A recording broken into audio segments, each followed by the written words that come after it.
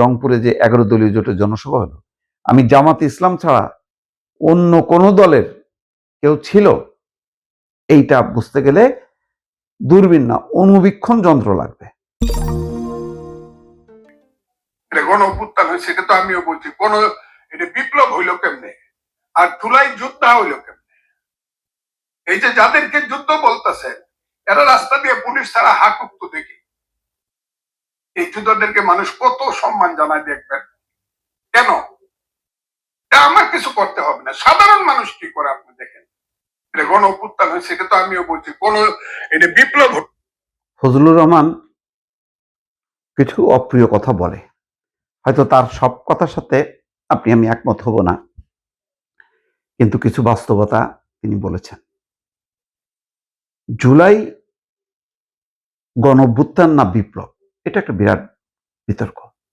বিপ্লব না, বিপ্লব হলে একটা সুনির্দিষ্ট দল নেতৃত্ব দেয়, তার রাজনৈতিক লক্ষ্য থাকে, তার একটা কর্মসূচি থাকে। এখানে কোনো কর্মসূচি ছিল না, এটা গণ অভ্যুত্থান। গণ অভ্যুত্থানের মানে সাধারণ মানুষের ফুঁসে উঠল, শুধু সামনে একজন উপলক্ষ হিসাবে, 8 জন 10 জন উপলক্ষ হিসাবে ছিল, এইটুকুই, এর বেশি না। যদি এটাই থাকতো নেতৃত্ব, তাহলে আজকে যেই নেতাদের কথা বলা হচ্ছে, যারা বলছে জুলাই যোদ্ধা, সেই যোদ্ধারা আজকে কিন্তু শঙ্কিত। সত্য, আজকে তারা কর্মসূচি যখন করে, তখন কোনো কোনো জেলাকে বাদ দিয়ে, বিশেষ করে গোপালগঞ্জকে বাদ দিয়ে তাদের কর্মসূচি করতে হয়। গোপালগঞ্জে তারা আরো ইউনূস সরকারের সময় সর্বোচ্চ রাষ্ট্রীয় নিরাপত্তা সত্ত্বেও শেষে ওই সেনাবাহিনীর যেই কামানের ভিতরে কি ক্যানোপি বলে, তার ভিতরে ঢুকে তাদেরকে বেরিয়ে আসতে হয়েছে, নতুবা বেরিয়ে আসতে পারতো না। সেনাবাহিনী উদ্ধার করছে।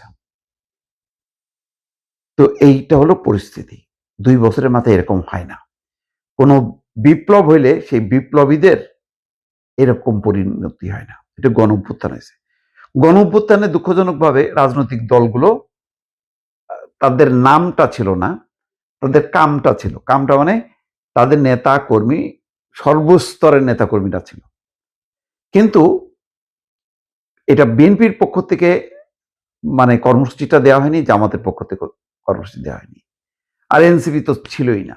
তখন রাজনৈতিক দলগুলো কৌশলে তারা পেছনে থেকে সামনে এমন কিছু তরুণকে এগিয়ে দিয়েছে যাতে তাদের উপর হাত না পড়ে, কারণ তখন পরিস্থিতি খারাপ হতো, কারণ তাদের তো তখন কোনো রাজনৈতিক চরিত্র ছিল না। কিন্তু ব্যর্থতাটা হলো এই তরুণরা, তারা এই গণঅভ্যুত্থানকে এক ধরনের বিপ্লবেও রূপ দিতে পারত যদি জাতীয় সরকার গঠন করত, সব দলকে মিলায়।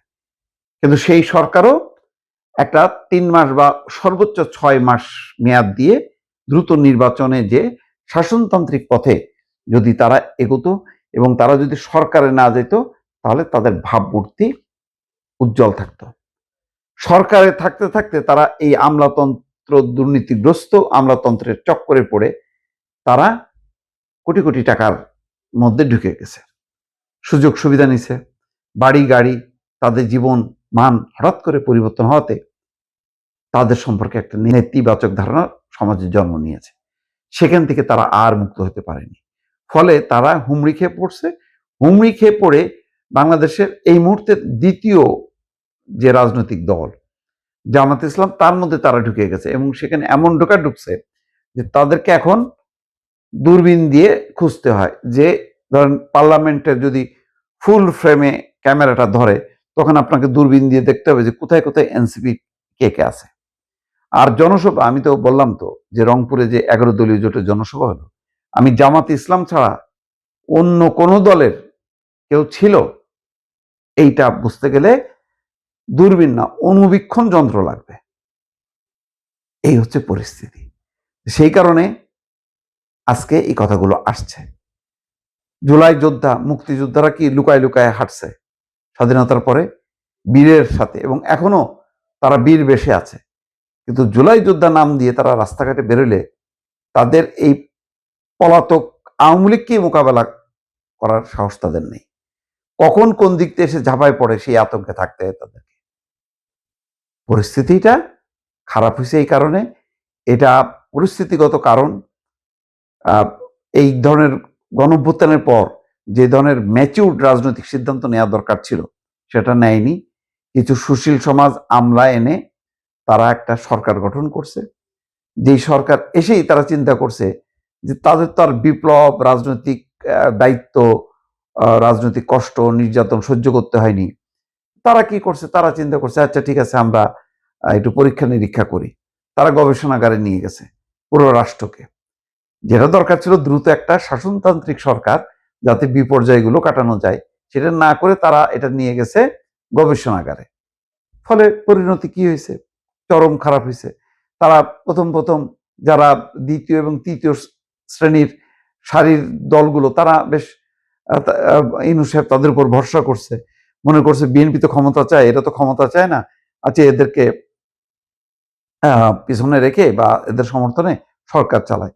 আস্তে আস্তে যত দিন যেতে থাকলো, হ্যাঁ, মানে কুয়াশা কেটে যখন নাকি সূর্যের আলো আহ, মানে পরিষ্কার হতে থাকলো, তখন দেখে যারে বিএনপির মতন দল নাই, একটা অচল অবস্থা, একটা নৈরাজ্য, তাড়াতাড়ি পরিস্থিতি পরিবর্তন হয়েছে। সেই কারণেই যেমন সম্ভাবনা তৈরি হয়েছিল তেমন সম্ভাবনার মৃত্যু হয়েছে। রবিন ফারানা বলছে না, যেই গণঅভ্যুত্থান হয়েছে এরপরে এই দেশে আর 100 বছরও কোনো গণঅভ্যুত্থান হবে না, এটা বাস্তবতা। রবিন ফারানা যেমন অতি সত্য কথা বলছে, ফজলুর রহমান তিনিও কিন্তু সেই একই সত্য কথাই বলছেন।